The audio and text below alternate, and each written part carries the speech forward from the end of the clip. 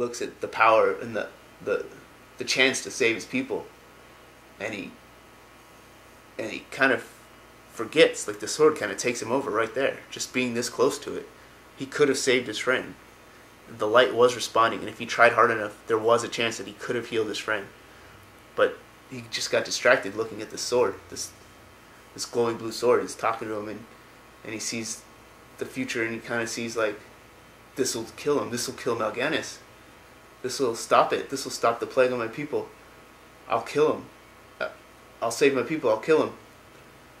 And he goes over the sword, and as he's walking to the sword, he's kind of thinking it in his head, and he's like, no, Myrddin died. He died. It was necessary. He sacrificed himself. He's gonna be known as a hero. Forgetting that he could have gone and saved him right now, but for whatever reason he's not. He's going toward the sword, and he doesn't save his friend, and he picks up the sword, and he immediately like feels the power of frostmourne. I've got my frostmourne right here. He picks up the sword, and he's just like, this isn't frostmourne. This is just some sword I bought from somewhere a long time ago. But he sees he feels the power, and he sees a way to save his people, and so he thinks that he can, and he immediately and he hears it talking to him. He hears whispers, but he's kind of ignoring it. And he just knows, and he leaves. He runs back to his camp and leaves dead Myrddin Bronzebeard, who I recently found out isn't dead. Which I had no idea because I don't play World of Warcraft anymore, but researching for this 101 I found out he's not, and we'll get into that later. But he goes back to his camp with frostmourne, and his army sees him, and there he is. There's Arthas, not with the paladin's hammer, not with the light behind him, but with this glowing runeblade frostmourne. And frostmourne hungers. It wants to kill, and he goes and just starts murdering, and kills all the undead, and the tide eventually is turned because they were losing hardcore and possibly were going to die until Arthas showed up with this magic blade and starts hacking away at everyone. Mal'Ganis shows up. He's like, ah ha ha, you've done exactly what we wanted you to do. And the Burning Legion, my purpose was to bring you here and for you to pick up this blade. And Arthas is like, what? And he's like, I'm not your puppet. And the blade starts to talk to him, and he's like, listen to me. And he's like, the blade says something to the effect of, and he's like, yes, I do need to talk to you, and it is important that you picked me up. And he's all, that voice you hear, Mal'Ganis is talking again, that voice you hear is the Lich King, and he thinks the Lich King is, under his control, under the Burning Legion's control, and they needed Arthas to pick up the blade, so they can have Arthas under their control as well. And he thinks the Burning Legion, that the Lich King is 100% their slave.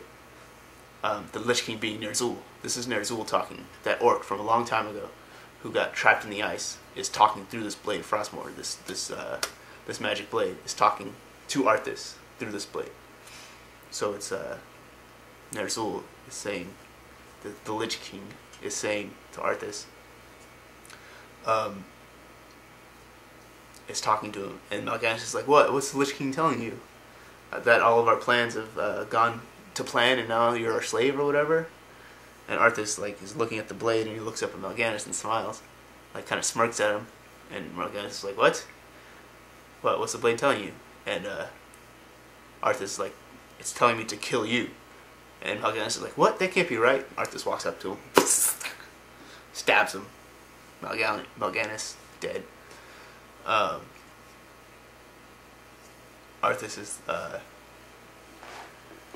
Arthas smiles, and that's kind of like, whoa, what's that about? Because apparently Mal'Ganis wanted him to pick up the blade, but then the blade wanted Arthas to kill Mal'Ganis, so Mal'Ganis doesn't really understand what's going on.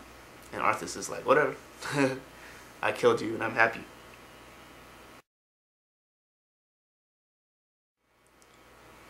Meanwhile, the undeath in Lordaeron has lessened a lot because a lot of them went to Northrend and stuff. So Arthas comes back, and it's this awesome cutscene that is like his homecoming. It's him returning to Lordaeron, and it's my most favorite cutscene in any Warcraft thing ever, and it's just effing epic. And it shows him, and he's not dressed in shiny paladin armor anymore. He's in a black cloak, dark armor, like looks badass. Doesn't have a hammer with him, glowing with the light. He has a blade with him, glowing blue, frostmourne.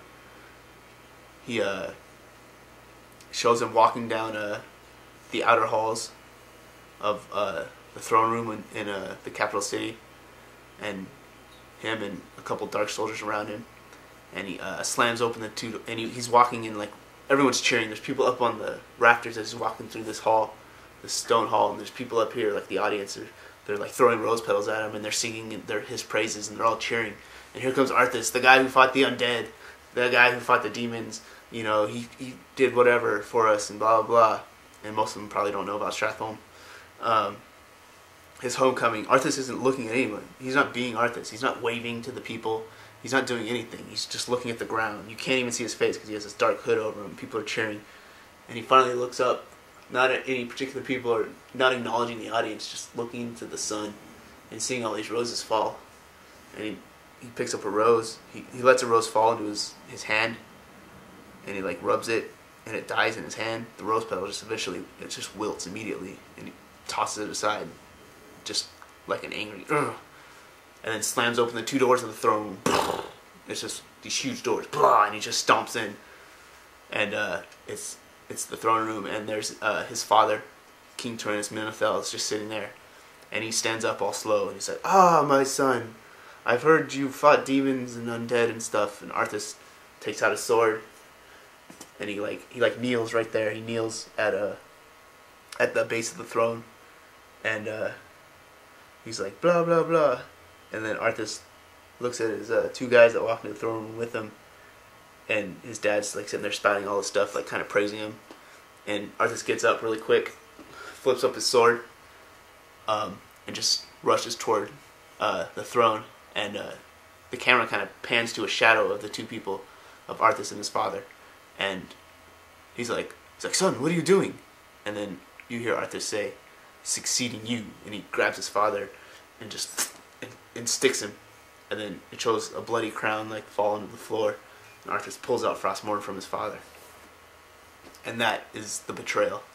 That is Arthas not being Arthas anymore. And it's the beginning of the end, basically. And now he's bad. Arthas is bad. You're not sure why. So now Arthas is basically part of the Burning Legion, but the Lich King is talking to him through the sword. Immediately after killing his father, he let loose like everybody on the city itself, and they go around ransacking people, and people are fleeing for their lives. Arthas goes back to Balnir Farmstead, the first thing he does, and in fact I mentioned this earlier, he goes and resurrects his horse, Invincible, because he can do that now. He kind of has the power, because Frostmourne gave him the power to rise, to control undead basically, and to make undead armies. He has powers of the Lich King now. And he rises his horse, and now he can summon it at will. And it's his old horse, and he feels good about it. It's his only friend left. Like, he feels abandoned by everyone else, and he doesn't need anyone else because he's Arthas now, and he has the power, and he has Frostmourne, and I think this is like, he just becomes darker and darker, and he's, his whole point before was to save his people so much that he wanted to kill. He wanted revenge so bad that outweighed saving his people. And now he's not even saving his people, he's destroying his people.